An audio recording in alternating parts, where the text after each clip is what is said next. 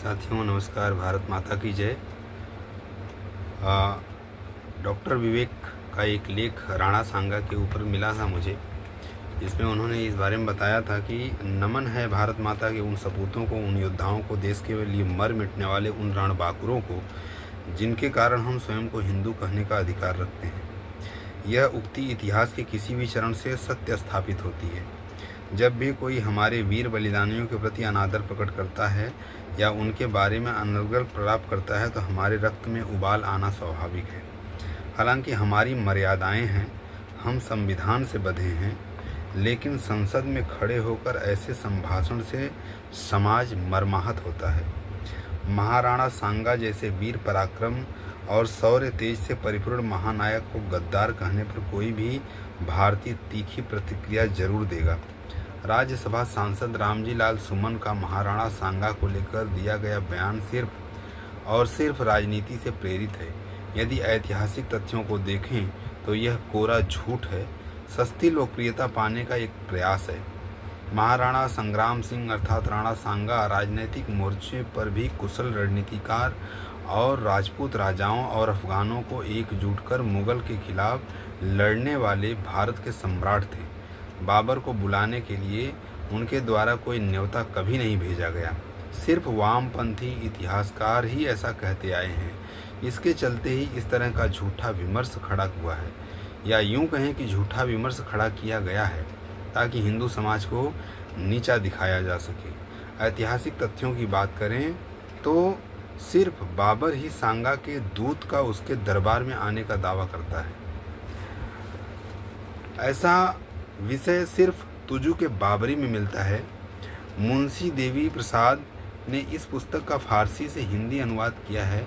वहीं राणा सांगा के पुरोहित अक्षयनाथ की पांडुलिपि में बताया गया है कि बाबर ने ही राणा सांगा से इब्राहिम लोदी के खिलाफ सहायता मांगी थी। रघुकुल भूषण यावत आर्यकुल कमल दिवाकर महाराणा संग्राम सिंह प्रथम अर्थात राणा सांगा सही मायनों में एक बहादुर योद्धा और शासक थे, जो अपनी वीरता और उदारता के लिए प्रसिद्ध हुए। उन्होंने विदेशी आक्रमणकारियों के विरुद्ध भारत का परचम बुलंद किया और उन्हें भारतीय सीमा में अपने जीते जी टिकने नहीं दिया। राणा सांगा ने दिल्ली, गुजरात व मालवा क्षेत्र में मुगल आक्रांताओं को पराजित कर हिंदू सुरत्राण की उपाधि धारण की।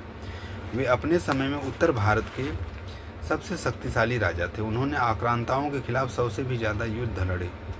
इसके चलते उनके शरीर पर 80 से अधिक युद्ध के घाव थे। उनका हाथ कट गया, एक आंख खराब हुई, लेकिन वे आक्रांताओं के खिलाफ युद्ध करने से पीछे नहीं हटे। उन्होंने हर युद्ध के नेतृत्व में अपना उदाहरण प्रस्तुत किया।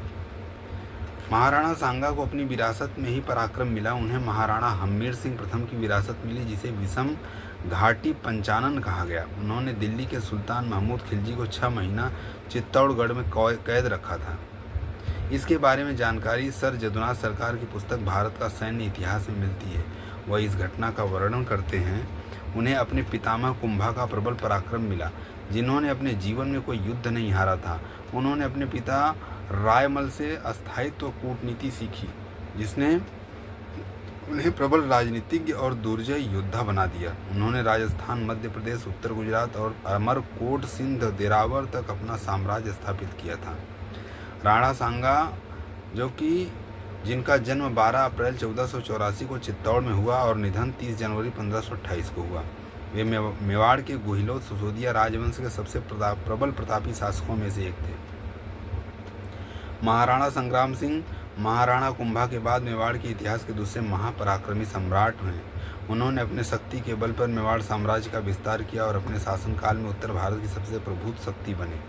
रायमल की मृत्यु के बाद 1509 में राणा सांगा मेवाड़ के महाराणा बने। राणा सांगा ने मेवाड़ पर 1509 से 1528 तक शासन किया, जो उत्तर भारत का सबसे प्रतापी शासन था। उन्होंने खानवा की लड़ाई में हसन खान मेवाती को सेनापति नियुक्त किया था। बयाना युद्ध के पश्चात 17 मार्च 1527 ईस्वी को खानवा के युद्ध मैदान में राणा सांगा के सिर में तीर लगने से घायल हो गए। ऐसी घायल अवस्था में राणा सांगा के युद्ध के मैदान से बाहर निकालकर सुरक्षित बसवा दौसा राजस्थान लाया गया।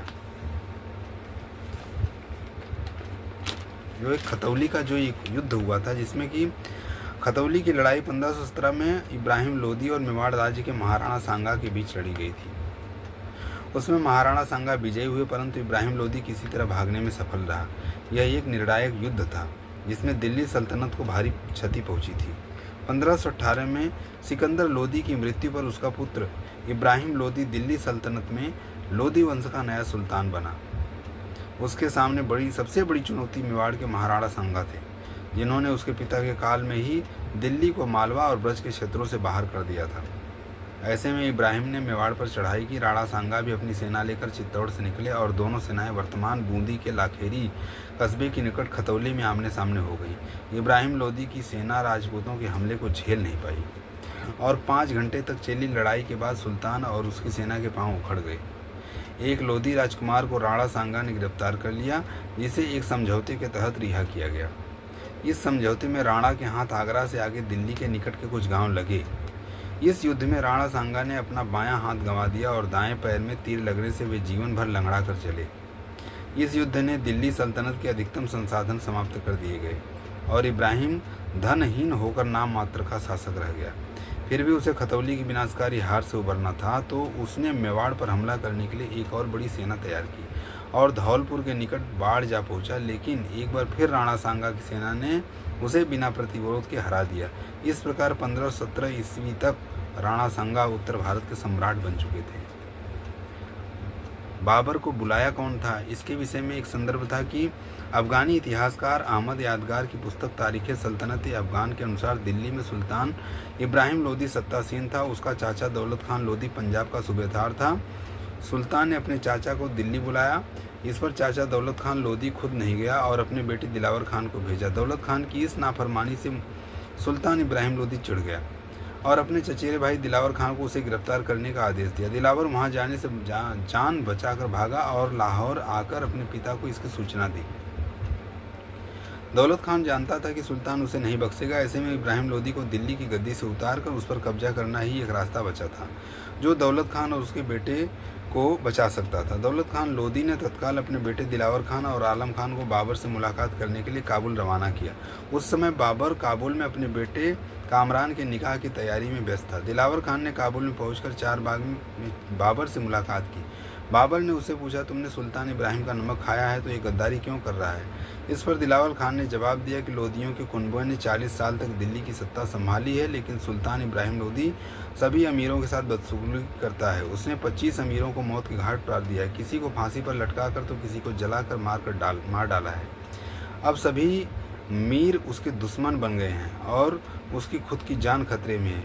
उसे अनेक अमीरों ने बाबर से मदद मांगने भेजा है। निकाह में व्यस्त बाबर ने एक रात को मोहलत मांगी और चारबाग में इबादत की। ऐ मौला, मुझे राह दे कि हिंद पर हमला कर सकूं। अगर हिंद में होने वाले आम और पान उसे तोहफे में मिलते हैं तो वह मान लेगा कि रब चाहता है कि वह हिंद पर आक्रमण करे। अगले दिन दौलत खान के दूतों ने शहद में डूबे आध पके आम उसे भेंट किए। ये देख बाबर उठ खड़ा हुआ और आम की टोकरी देख सजदे में झुक गया और अपने सिपा सालारों को हिंद पर कूच करने का हुक्म दिया। इसके अलावा यह संदर्भ मिलता है कि दिलावर और आलम खान से मुलाकात के बाद बाबर ने महाराणा सांगा से इब्राहिम लोदी के खिलाफ मदद मांगी थी। इसके लिए उसने अपना दूत भी मेवाड़ राजा दरबार में भेजा था, लेकिन सांगा ने उसकी मदद करने से बिल्कुल मना कर दिया। इससे पूर्व बाबर ने 1504 और 1518 में पंजाब में छापा मारा था। 1519 में उसने पंजाब पर आक्रमण करने की कोशिश की, लेकिन वहां की जटिलताओं के कारण उसे वापस काबुल लौटना पड़ा। 1520 से 21 में बाबर ने फिर प्रयास किया, लेकिन विफल रहा और गंगा के मैदान के प्रवेश द्वारा सियालकोट अर्थात पूर्व नाम साकल से उसे लौटना ही पड़ा। जय हिंद, जय भारत, धन्यवाद।